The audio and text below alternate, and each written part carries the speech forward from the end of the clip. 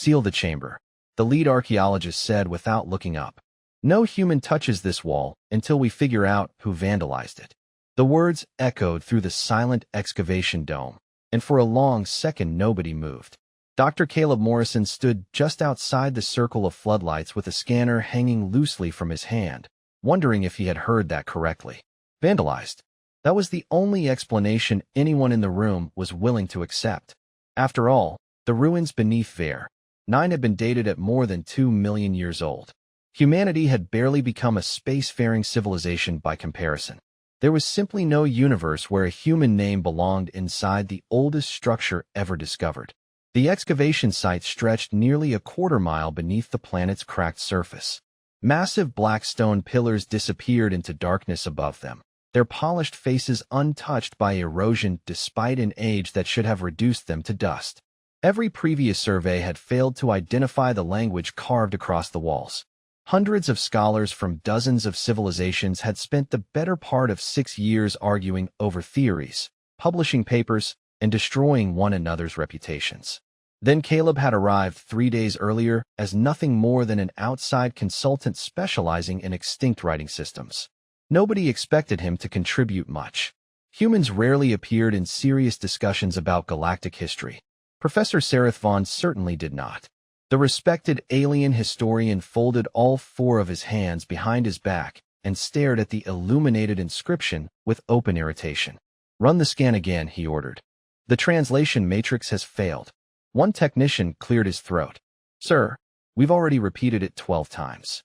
Then repeated a 13th. Caleb stepped closer, careful not to interrupt. "Professor." Sareth turned slowly. "What?" "The translation matrix isn't translating those letters." Caleb kept his voice calm. "It's recognizing them." A few researchers laughed. One muttered something about human optimism. Another quietly suggested contamination from modern survey equipment. Caleb had heard every version before. Humans were always considered newcomers. Curious. Resourceful maybe. But ancient? Never. Sareth crossed the room until he stood only a few feet away. "Dr. Morrison," he said, forcing a patient smile.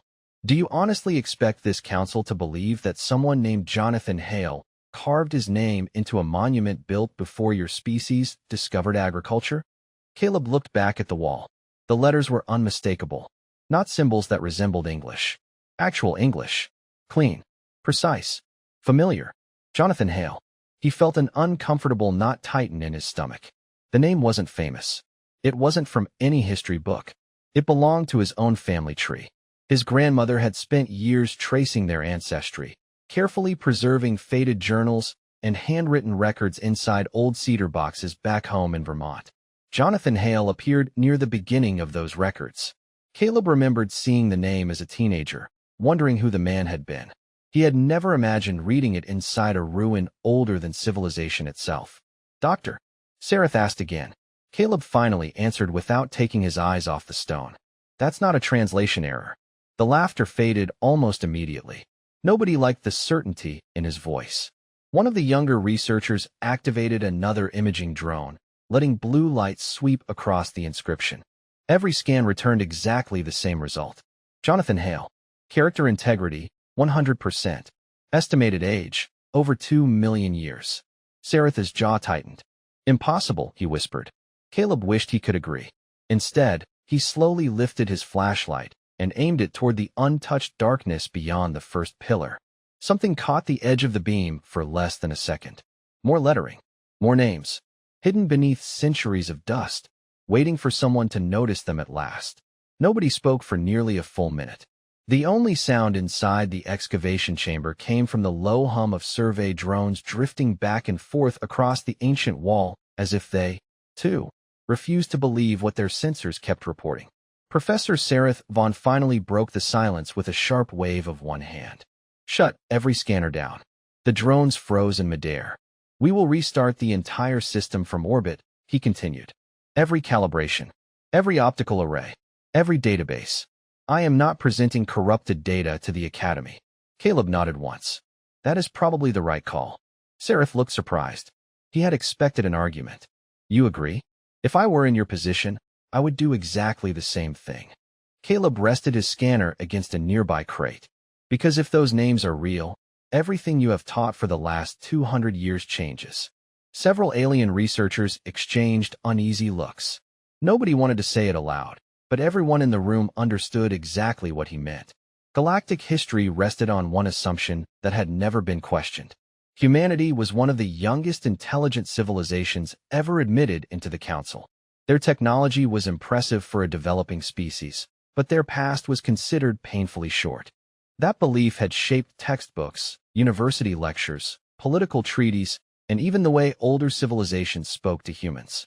A technician hurried toward Sareth carrying a portable console. "Professor, we completed another material analysis. And the carving is original." Sareth frowned. "Original? There are no signs of modern engraving tools, chemical alteration, laser reconstruction, or surface replacement. The letters were carved when the monument itself was built." A younger scholar shook his head. "No, someone contaminated the dating samples." Another immediately answered, "3 independent laboratories confirmed the age before we even landed. Then the laboratory records were compromised." "By whom?" "I do not know." Caleb quietly watched the discussion spiral in circles. It reminded him of college debate rooms back on Earth. When people loved an idea long enough, they defended it even after the evidence changed. That was not arrogance. It was human nature. Apparently, it was alien nature too. One researcher suddenly pointed toward Caleb. "Perhaps the human manipulated the archive before arriving." Caleb almost smiled. "You think I secretly rewrote 2 million years of geological history during my first week here?" Nobody answered. The accusation sounded much less convincing once it was spoken aloud. Sareth rubbed both temples before taking a slow breath. "Dr. Morrison." "Yes. Tell me honestly, have you ever heard the name Jonathan Hale before entering this chamber?" Caleb hesitated. "Yes." The room immediately filled with whispers. Sareth narrowed his eyes. "Explain." "My grandmother collected our family records. Handwritten journals. Birth certificates. Old letters." Caleb stared at the wall again. "Jonathan Hale appears in our family tree." "How old are those records?" "About 400 years. A researcher laughed nervously. "Convenient." Caleb shrugged. "I know how it sounds." He honestly did. If someone else had told him the same story a week earlier, he probably would have questioned it too. Sareth walked toward the inscription until his fingertips hovered just above the polished stone without touching it. "History does not make mistakes," he whispered. Caleb answered softly. "People do." Before Sareth could respond, another alarm chimed from the Western Survey Tunnel. A maintenance drone had completed a fresh topographic sweep beyond the first chamber. The projection appeared above the floor, revealing corridors no previous expedition had mapped. The newly discovered passage stretched almost 600 feet beneath the existing ruins. Along both walls, evenly spaced from one end to the other, were hundreds of rectangular stone panels. Even from the low-resolution preview, everyone could see they were covered with the same unmistakable writing. The chamber they had celebrated that morning was not the discovery. It was only the front door. The projection hung over the chamber like a silent accusation. Nobody rushed toward the newly discovered corridor. Nobody celebrated. Hundreds of stone panels stretched into darkness, each one covered with lines that looked painfully familiar even from a distance. Caleb could already make out the shape of uppercase letters. English. Clean. Modern. Impossible. Professor Sareth von slowly turned toward the excavation crew. His voice was calm again, almost too calm. "The western corridor is now under restricted access. No one enters without my authorization." Everyone nodded except Caleb. He was still staring at the projection. "If those panels contain names," he said quietly, "we cannot leave them sealed forever." Sareth folded 2 of his arms across his chest. "Dr. Morrison, at this moment I am less concerned about curiosity than I am about preventing the largest academic disaster in recorded history." Caleb understood exactly what he meant. If this discovery leaked before anyone understood it, every university in the galaxy would erupt into chaos. Careers would end overnight. Entire historical models would collapse. The oldest civilizations had built much of their identity around being the first intelligent races to cross the stars. Finding unmistakable human names inside ruins older than all of them would force uncomfortable questions that nobody was prepared to answer. Within the hour, additional scholars arrived from the orbital research station. They brought portable laboratories, quantum imaging systems, and enough security personnel to lock down the entire excavation. Caleb noticed something interesting. Nobody treated the ruins like a scientific site anymore.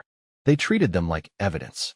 One gray-haired historian from the Talari Commonwealth barely acknowledged Caleb before speaking directly to Sareth. Remove the human consultant from all translation work until independent verification is complete. Caleb looked at the man. You think I planted 600 feet of inscriptions underground? The historian avoided eye contact. I think coincidence is rarely coincidence. Caleb almost laughed, but the sound never came. Instead, he remembered something his father used to tell him back in Vermont whenever neighbors argued over impossible stories. People do not reject strange ideas because they are impossible. They reject them because accepting them costs too much.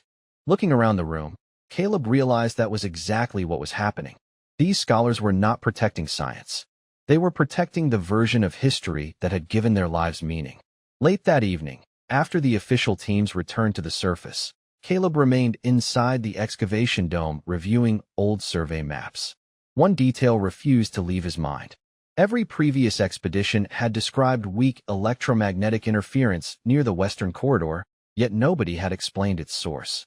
Curious, he borrowed a simple handheld flashlight instead of another scanner. Sometimes older tools revealed details newer technology filtered away. The main chamber was almost silent now. Dust drifted lazily through the beams of light. Caleb walked toward the newly opened passage until he reached the first untouched panel. He brushed away a thin layer of gray powder with the sleeve of his jacket. More letters emerged. Then another name. Margaret Ellis. His heartbeat quickened. A second panel revealed Samuel Brooks. A third carried Eleanor Grant. None of them were famous. None belonged to presidents, generals, or legendary explorers. They sounded like ordinary Americans you might meet in a grocery store or see coaching Little League on a Saturday afternoon. That was what unsettled Caleb the most. Whoever carved these walls had not been trying to impress history. They had simply recorded people they believed mattered. As Caleb slowly raised his flashlight toward the next stone, the beam caught something he had not noticed before. Beneath every human name was the exact same inscription, repeated over and over in a language no translation system had ever identified. Caleb stared at the unfamiliar inscription beneath the names until he realized something even stranger. Every panel repeated the exact same line with absolute precision. There were no spelling variations, no missing symbols, no damage that suggested centuries of careless repairs. Whoever built this place had wanted that sentence preserved perfectly. He reached into his backpack, pulled out a notebook, and copied the symbols by hand instead of relying on a scanner. Something about the ruins made him trust paper more than software. I thought I told everyone to stay out of this corridor. The voice came from behind him. Caleb turned to find Professor Sareth Vaughn standing at the entrance with 2 security officers and 3 senior researchers. Nobody looked happy. Sareth glanced from the notebook to the wall. What are you doing? Looking. Caleb answered honestly. You should try it. One of the researchers folded his arms. You were instructed not to conduct independent analysis. Caleb slipped the notebook into his jacket. I was instructed not to alter evidence. I have not touched anything except dust. Sareth walked closer, studying the repeated inscription beneath the names. Can you read it? No. Then your presence is no longer necessary. Caleb nodded slowly. Fair enough. He removed his identification badge without arguing and placed it on a nearby equipment case. That surprised everyone in the corridor. One security officer actually looked confused. Most people fought to stay involved in discoveries like this. Caleb did not. That is all. Sareth asked. Caleb shrugged. You hired me to identify writing. I identified writing. If you think removing me changes what is carved into these walls, I wish you luck. He picked up his backpack and started walking toward the main lift. Halfway there he stopped and looked back one last time. Professor. Sareth did not answer immediately. Yes. Do not ask your translation system to tell you what this place says. Why not? Caleb looked directly at the nearest stone panel. Ask why it repeats the same sentence beneath every name. That question matters more. Without another word, he stepped into the elevator and disappeared toward the surface. The excavation camp felt strangely quiet after the underground tension. A cold wind swept across the rocky plateau, while supply shuttles landed one after another carrying more specialists. News of the discovery had clearly spread farther than anyone admitted. Caleb walked past rows of temporary laboratories until he reached the small modular cabin assigned to visiting consultants. He made himself a cup of coffee, sat beside the narrow window, and opened the notebook again. The copied symbols refused to leave his thoughts. They felt structured, deliberate, almost familiar. He had seen patterns like them somewhere before, just not in archaeology. He reached for an old family archive stored in his tablet, something his grandmother had digitized years earlier before she passed away. Hundreds of scanned journal pages filled the screen. Most contained ordinary family stories, birthdays, weather notes, recipes, and faded photographs. Caleb almost closed the archive before one page caught his eye.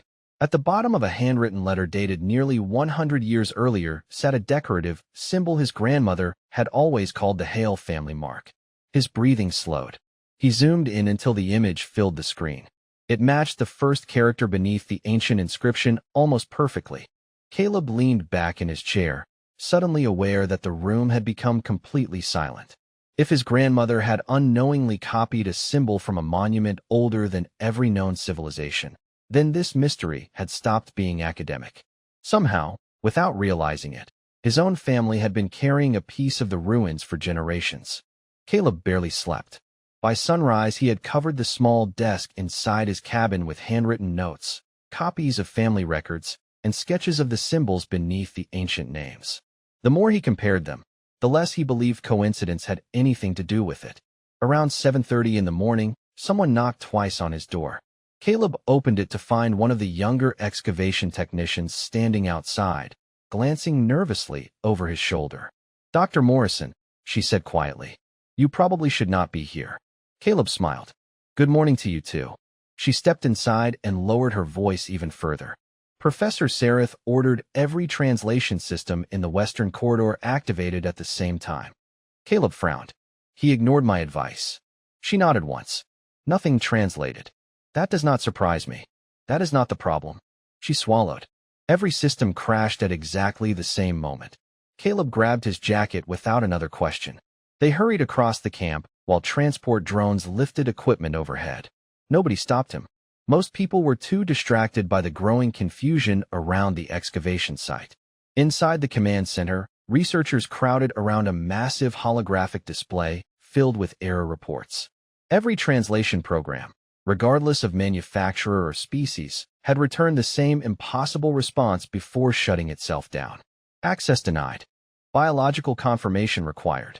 Caleb read the message twice. "That was not generated by the software," he said. Sarith looked exhausted. "We know," one of the engineers added. "The response came from inside the ruins." Silence settled over the room. The statement sounded ridiculous, yet every diagnostic confirmed it. The ruins had answered the translation request instead of the computers. Sarith slowly faced Caleb. Pride had disappeared from his expression, replaced by something much more uncomfortable. "Uncertainty." "Dr. Morrison," he said, "would you be willing to look at something?" Caleb gave a small nod. Nobody apologized for removing him from the project. Nobody mentioned yesterday's accusations. There simply was no time. Minutes later, they returned to the Western Corridor. Portable lights flooded the ancient passage with soft white illumination. The repeated inscription beneath every human name now glowed faintly, with thin silver lines that had not been visible before. One researcher whispered, "It was dark yesterday." Another answered, "Nothing emitted light yesterday." Caleb stepped closer without crossing the safety markers. The glow gently intensified. He stopped. It faded. He took one more step. The light returned, brighter this time, spreading across the polished stone like morning sunlight reflecting on still water. Nobody breathed. "Everyone else stay where you are," Sarith ordered. Caleb looked back. "You still think I planted all this?" Sarith answered honestly, "I no longer know what to think." Caleb continued forward until he stood less than 3 feet from the first panel. The silver lines extended beneath every carved name before joining together across the wall in one continuous pattern. Then, almost gently, the stone itself produced a quiet sound. It was not mechanical. It resembled the soft click of an old house settling after a long winter. Dust drifted from the ceiling as a narrow seam appeared between two enormous slabs of black stone at the end of the corridor. No alarms sounded. No explosions shook the chamber. The ruins simply recognized something they had been waiting for. As the hidden doorway slowly opened for the first time in countless ages, every scholar in the corridor stared at Caleb. Not because he had forced it open, because he had done absolutely nothing except walk toward it. The opening was just wide enough for one person to walk through, yet nobody moved. The entire excavation team stood frozen, watching the ancient doorway as if crossing its threshold might rewrite everything they had ever believed. Professor Sereth Vaughn finally broke the silence. Record everything. His voice sounded smaller than usual. Nothing inside this chamber is to be touched without documentation. Caleb nodded. Agreed. For the first time since arriving on Ver 9, nobody questioned his opinion. Portable lights illuminated the passage beyond the doorway, revealing smooth black walls that reflected almost no light at all. The corridor stretched nearly 200 feet before opening into a circular room unlike anything they had seen elsewhere in the ruins. There were no statues, no ceremonial decorations, no treasure, and no signs of worship. Instead, hundreds of perfectly preserved stone columns formed a quiet ring around the chamber, each one engraved with more familiar names. It did not feel like a temple. It felt like a memorial. Caleb walked slowly, careful to stay within the marked survey path. His boots echoed softly across the polished floor. The air was cool and strangely clean, carrying none of the stale smell usually found inside ancient underground structures. It was almost as if someone had left only yesterday. One of the younger researchers whispered, "There are no signs of decay." Another scanned the walls again. No biological growth. No corrosion. Nothing. Sereth looked around in disbelief. 2 million years. Caleb quietly answered, or someone built it to last that long. Near the center of the chamber stood a single stone pedestal about 4 feet high. Unlike everything around it, the surface was completely smooth. No carvings. No symbols. Just a flat black slab that almost seemed to be waiting for something. An engineer cautiously extended a remote probe toward it. Before the device came within 6 inches, it stopped responding and slowly drifted back to the floor as though every command had simply disappeared. Power failure? Someone asked. The engineer shook his head. No, the batteries are full. It just ignored me. Sereth looked toward Caleb. He no longer sounded skeptical, only curious. Would you step closer? Caleb hesitated for a moment. You are sure? Nothing else has worked. Caleb took a slow breath and approached the pedestal. When he reached it, the smooth black surface suddenly shimmered like calm water touched by a breeze. Thin silver lines spread across the stone, weaving together into shapes that resembled the family symbol from his grandmother's journal. The room became perfectly still. Then a warm golden light rose from inside the pedestal, forming thousands of tiny particles that gathered into the outline of a human figure. Nobody reached for a weapon. Nobody screamed. Every scholar simply stared. The figure looked like an ordinary man in simple clothing, perhaps in his 60s, with gray hair and kind eyes. His appearance flickered gently, like an old recording waking from an unimaginably long sleep.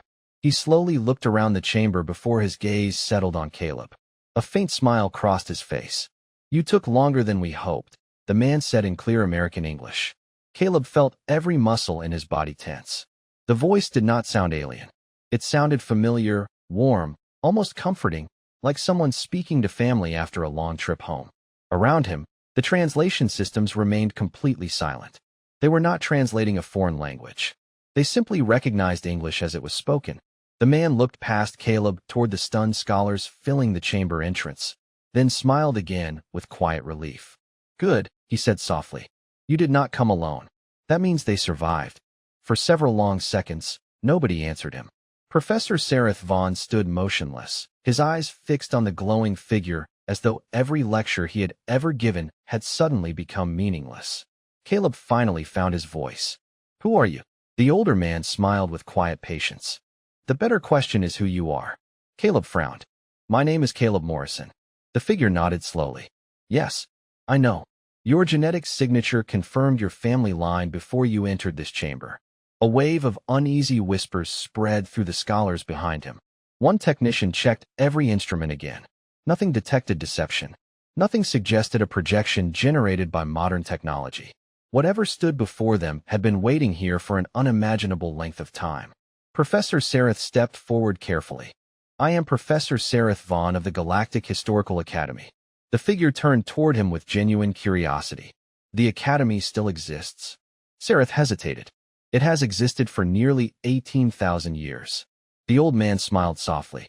"Then you rebuilt faster than we hoped." Caleb exchanged a confused glance with Sareth. "Rebuilt from what?" The answer came without hesitation. "From the collapse." The room became silent again. Nobody recognized the term. Every civilization kept records stretching back thousands of years, yet none mentioned any event called the collapse. Seeing their expressions, the man slowly lowered his head. "Then our plan succeeded more completely than expected." Caleb stepped closer. "What plan?" The glowing figure looked around the chamber, filled with engraved names. "Memory fades. Records disappear. But civilizations survive if they are given enough time."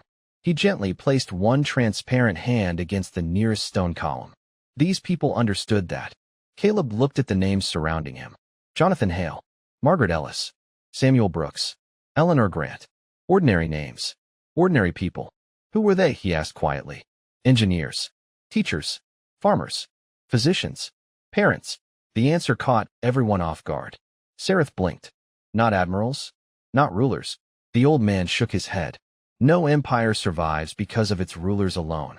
It survives because ordinary people choose to protect tomorrow instead of themselves. Caleb felt a strange heaviness settle in his chest. Somehow those words sounded exactly like something his grandfather would have said while repairing fences back home. The figure continued walking slowly around the chamber, his form flickering gently with every step. "Each name here belongs to someone who volunteered to remain behind when everyone else left." One researcher quietly asked, "Left for where?" "Home." The answer only deepened the mystery. "Earth?" Caleb asked. The man looked directly into his eyes. "Yes, although by the time they arrived, they intended for it to become something entirely different." Confused voices filled the chamber. Earth had always been taught as humanity's birthplace, an isolated world that slowly climbed toward the stars. Nothing about this conversation fit that history. Sareth spoke carefully, almost afraid of the answer. "Our records identify humanity as one of the youngest star-faring civilizations." The old man gave him a kind smile that somehow carried sadness instead of amusement. "That is because the people whose names surround you succeeded." Caleb frowned. "Succeeded at what?" The figure looked toward the dark ceiling high above them before answering in a voice barely louder than a whisper. "Making sure every child born on Earth would grow up believing they were beginning the story, instead of inheriting its greatest burden." Caleb slowly turned back toward the glowing man, trying to steady his breathing. "If Earth was never meant to remember," he asked, "why leave this place behind at all?" The old man looked around the chamber with quiet pride. "Because forgetting is never permanent. Sooner or later, someone asks the right question." He raised one transparent hand, and the air above the stone pedestal shimmered. A vast star map unfolded across the chamber ceiling. It was unlike any navigation chart the scholars had ever seen. Familiar constellations appeared beside hundreds of star systems that no longer existed on modern maps. Thin silver lines connected them all, stretching across enormous distances like the roots of an ancient tree. Every researcher immediately activated recording devices, but this time nothing failed. The ruins were allowing them to watch. "This," the old man said, "was not an empire." He looked directly at Professor Sareth. "That word has caused enough suffering throughout history." The glowing map shifted again. Worlds of every climate and every species appeared together, connected by trade routes, research stations, and peaceful colonies. There were no military formations, no territorial borders, no symbols marking conquest. Caleb frowned. "You all lived together?" "We tried." The answer carried the weight of experience instead of pride. "Not perfectly, never perfectly, but long enough to build something worth protecting." Sareth stepped closer, unable to hide his curiosity anymore. "Every civilization in our records claims to have discovered faster than light travel independently." The old man smiled gently. "That is because we wanted each civilization to believe its greatest achievements belong to them. Pride builds confidence. Confidence builds civilization." One of the younger scholars whispered, almost to herself, "You gave away your own discoveries." "Knowledge grows when shared," the old man replied. Ownership was never the goal. Caleb watched the stars drift overhead and suddenly noticed one detail that made his stomach tighten. Every route on the map eventually led back to a single blue world near the outer edge of the display. Earth, not at the center, not above the others, simply connected to all of them. "You kept returning there," Caleb said softly. "Why?" The old man looked at the image of the small blue planet for several long seconds before answering. "Because it reminded us who we wanted to become." Caleb blinked. "Not where you came from." "No." The answer landed harder than anyone expected. "Earth became our refuge, not our beginning." The chamber felt completely silent. Even Professor Sereth lowered his eyes. Every accepted timeline in the Galactic Historical Academy had just collapsed beneath a single sentence. The old man continued speaking in the same calm voice. "The first generation raised on Earth knew fragments of the truth. The second remembered stories. By the third, those stories became legends. After that, they became myths. Eventually, they disappeared completely. That was intentional." Caleb looked around at the hundreds of ordinary names carved into the surrounding stone. He understood now why none belonged to famous rulers. History had not been preserved by heroes seeking recognition. It had been protected by ordinary families willing to let the universe forget them. The old man smiled at Caleb one more time. "Your ancestors did not sacrifice their names so they would be worshipped." He gently touched one of the engraved columns as its silver light brightened across the chamber. "They gave them up so that one day, when humanity returned to the stars, they could choose their future without being chained to their past." The glowing figure remained silent for a long moment, giving everyone time to absorb what they had just heard. No one reached for another scanner. No one argued over dates or challenged the evidence. For perhaps the first time in the history of the Galactic Historical Academy, every scholar in the room understood that facts alone could not measure the weight of truth. Professor Sereth Vaughn slowly walked toward Caleb. The proud historian who had dismissed him only days before now stopped at arm's length and lowered his head. "Dr. Morrison," he said quietly, "I owe you an apology." Caleb gave a tired smile. "You do not owe me anything." Sereth looked around the chamber filled with ordinary human names. "I spent my entire career teaching that humanity arrived late to history." Caleb nodded. "You taught what every piece of evidence told you. And yet I never imagined the evidence itself could have been left behind on purpose." Caleb looked at the glowing memorial surrounding them. Sometimes the greatest thing people can leave behind is not proof that they were powerful.